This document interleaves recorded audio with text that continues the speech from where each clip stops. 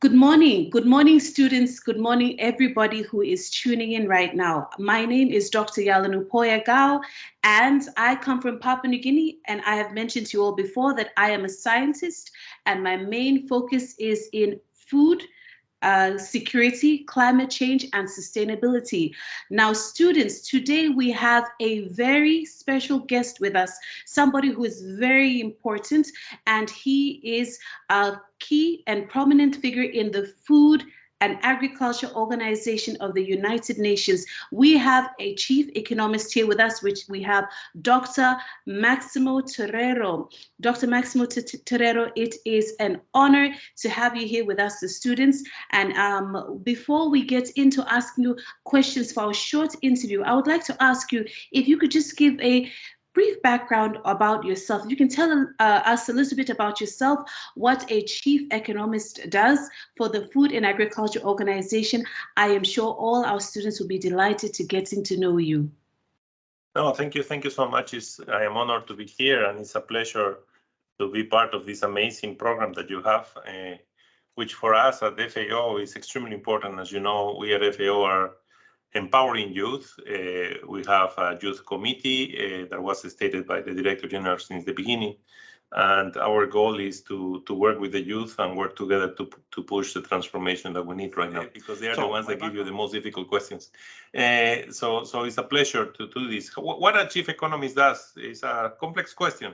The world is changing very fast. And in FAO, the new Director General has created two new posts, the Chief Economist post and the Chief Scientist post.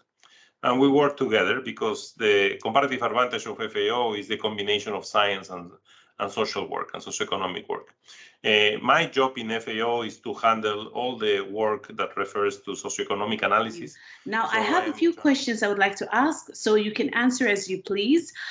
First of all, so we're doing this food challenge, especially with a partnership between Papua New Guinea students and Australia students. So these are Papua New Guinea and Australia, of course, they're neighbors, and we are in the, what you can say, maybe global south or in the Oceania region. Now, you as a chief economist, what would you say is a big challenge, especially when we look into food security in these parts of the world? Look, the challenge that we face right now is a combination of many things. So right now we have a world where we have more than 800 million people which are chronically undernourished. We have a world where 3.1 billion people don't have access to healthy diets.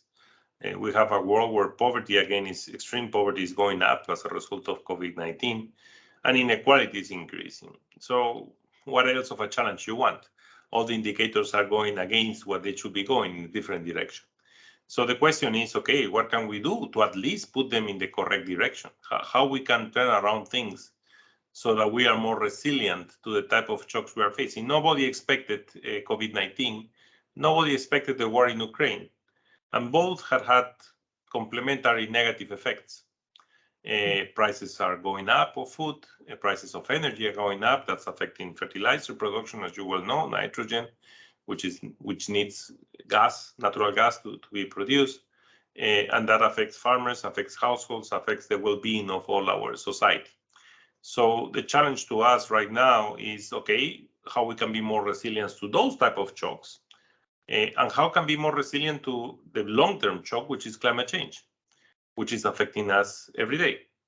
And that makes the situation very complex for a sector of agriculture. We call it agri-food systems, because agriculture depends on natural resources, depends on water. Most of the land is not irrigated, it's based on rainfall, even in a big country like the US, Australia too, and of course, PNG.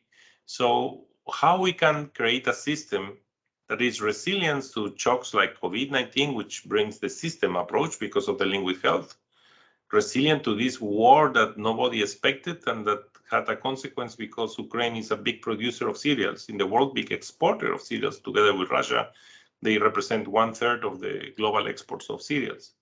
And then also to a system that could increase extreme weather conditions and extreme climate variability. My answer to that is agriculture is a sector that works under risk and uncertainty. So decisions cannot be made simple. They are complex. Decisions are made on a context where everything will depend on the state of the world. What is the probability of that state to happen? And a state where I will have extreme weather conditions and a state where I will have not extreme weather conditions, or in a state where I could have other types of shocks.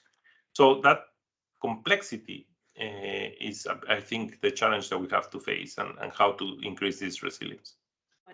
So my second question is, because just listening to what you have been talking about, how we have a big challenge globally. So if I was a student in Papua New Guinea, Australia, I would think that perhaps these challenges would only be met by, people who are higher up in agriculture or maybe prominent scientists. But why is it important for students around the world, not only in Papua New Guinea, Australia, but to be part of the solution and lead, especially when we're looking into food and agriculture? Look, the complexities that we face are so big that everybody should help. There is no one person that will resolve the problem. There is no one institution that will resolve the problem. There is no one age cohort that will resolve the problem. Yes, of course, we have had you and me, we have had a lot of training. But also we need imagination, we need new ideas. As Einstein used to say, imagination is more important than knowledge sometimes. Not always, but sometimes. And I think students around the world can bring innovative ideas and new solutions. When I see my daughter discussing about climate with her school and seeing her building a group of students together in a club to convince the board of the school that they shouldn't be investing their trust fund in oil plants and in non-renewable energy, then you say, okay, wow, these kids are trying to do something, no? And they are putting peer pressure on the school. Now, those innovative ideas, ideas out of the box, are great, and young people can bring those into place. So for me, it's not saying, oh, no, you are the responsible and you are the only ones. No, for me, saying, okay, we have to work together. We have to think out of the box, and we have to find ways in which we can maximize sustainability and shift patterns. Very simple issues, like we are working with this youth committee, and I told them, look, I need something pragmatic. I need a solution for something that you show me that you can do something. And for me, food waste is a simple topic, okay? Food waste is behavior. Who tells you to throw the trash into what is to be recycled, what is not? Normally it's the kids, because they are influenced through the schools. And they are the ones that torture you at home to do it properly, because we all people, normally we're not used to do that. Okay, well, we cannot do the same to help us to reduce food waste. Like telling your parents, why you are buying so much when we throw 30% of that or more to the trash every week. So those type of ideas, and you have seen it during COVID-19, these new startups that appear to help people bring in food from one place to the other to substitute what the schools were doing because of the lockdowns, has been amazing. No? These new innovative ways of doing food banks by youth, by young people from schools, from colleges, that they had more time and they were shocked by not being able to interact. So all those ideas, I think, are extremely useful. But as I tell my daughter, it's not enough just to have the idea. You need to learn, and you need also to work on science and to try to understand what the science is telling you. Now, we'll finish off with one last question. So, Dr. Torrero, if you can just give maybe the students that are tuning in from Papua New Guinea, Australia, one advice, just one piece of advice on what part these young students can play today, tomorrow, or into the future. So you can just leave them with one closing advice. Look, the world of tomorrow is the world of the young students. That's the world that they're going to live. And we are living a tough time. And when you have young kids, you are worried what will happen to them tomorrow. So my point here is that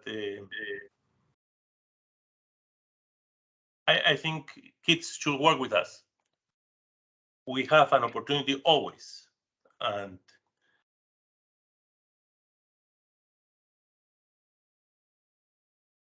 the more we work together, the better things will be.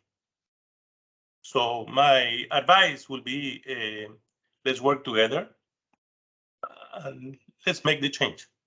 It has been an honor, an extreme honor for me personally, as a scientist with a passion and interest in climate change, sustainability, food security, to have you, to interview you for our students in Papua New Guinea and in Australia. Thank you so very much.